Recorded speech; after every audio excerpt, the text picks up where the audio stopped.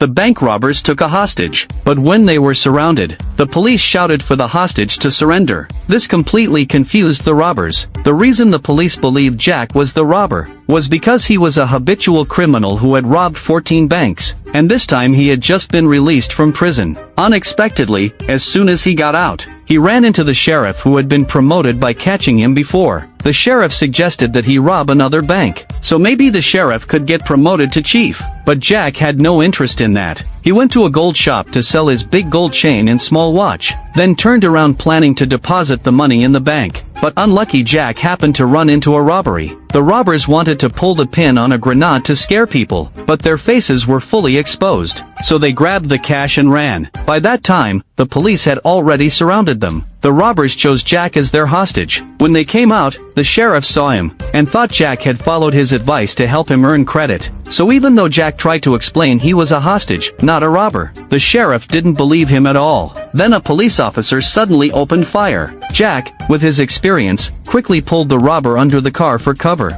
Seeing that the sheriff wouldn't believe him no matter what, Jack decided to do what the sheriff wanted. He turned the tables and took the robber hostage, then started negotiating with the sheriff. Jack drove the car with the robber and sped away, rushing into a construction site. Angry, Jack beat up the robber. After all, he had just served 5 years in prison, and now was being blamed for another robbery. Unwilling to accept it, Jack hit the gas, and drove straight to the police station to surrender. But the robber refused to go to jail, and denied everything. Jack tried to explain, even showed the stolen money to the police, but the police recognized him. The robber then took the chance to frame Jack. Jack was stunned. He had no choice but to knock out the officers, and begin a fugitive life that wasn't his fault.